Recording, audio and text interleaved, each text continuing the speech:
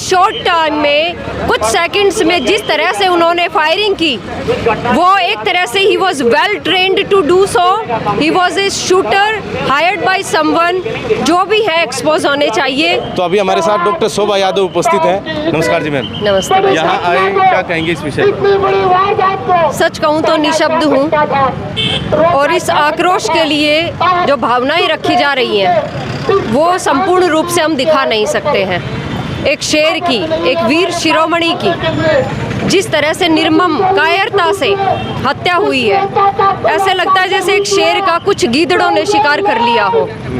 वो जो दर्द अंदर आया है वो कभी भी नहीं बुलाया जा सकता। ये खाली एक राजपूत समाज के लिए ही नहीं, संपूर्ण समाज के लिए अपूर्ण क्षति है, जिसे किसी भी तरह से कभी भी वर्षों तक नहीं बुलाया जाएगा। भाई साहब सुखदेव सिंह गोगामेडी जी सभी समाज के लिए काम करते थे। वो एक सच्चे सनातनी, सच्चे हिंदू थे। उन्होंने समाज के हितों के लिए बहुत बड़े बड़े कार्य किए थे, और एक इस तरह से घर में घुसकर असुरक्षा की भावना आज हमारे अंदर भी है, कल को हमें भी। आप सोच सकते हैं कि किसी जब विशेष हस्ती के साथ ऐसा हो सकता है तो हम लोगों की कहानी क्या है उसके सामने। तो मैं मानती हूँ कि सरकार की जब उन्होंने सुरक्षा मांगी गई, उसका ये एक तरह से नाकामयाबी थी। ये एक लोकतंत्र की हानि है, संपूर्ण राष्ट्र की हानि है। इसका जो प्रभाव है वो खाली आप भारत में ही नहीं, विदेशों में भी जहाँ पर राजपूत भाई रह रहे हैं और जो इस तरह से समाज और संगठन से जुड़े हुए हैं, वहाँ तक पड़ा है।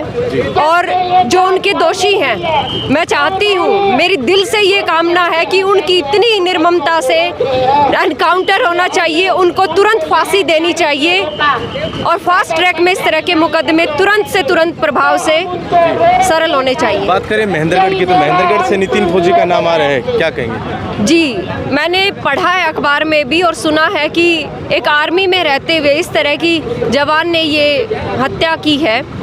ये निर्मम हत्या है, अमानवता जिसमें दर्शाई गई है। इतने शॉर्ट टाइम में कुछ सेकंड्स में जिस तरह से उन्होंने फायरिंग की, वो एक तरह से ही was well trained to do so. He was a shooter hired by someone.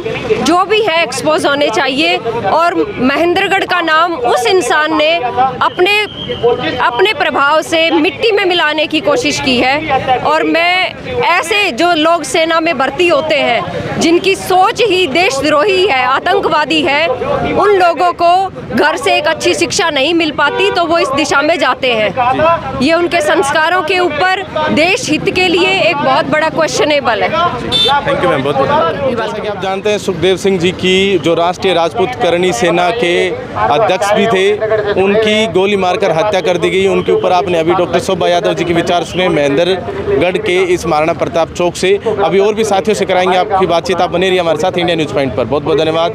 जय हिंद, जय भारत।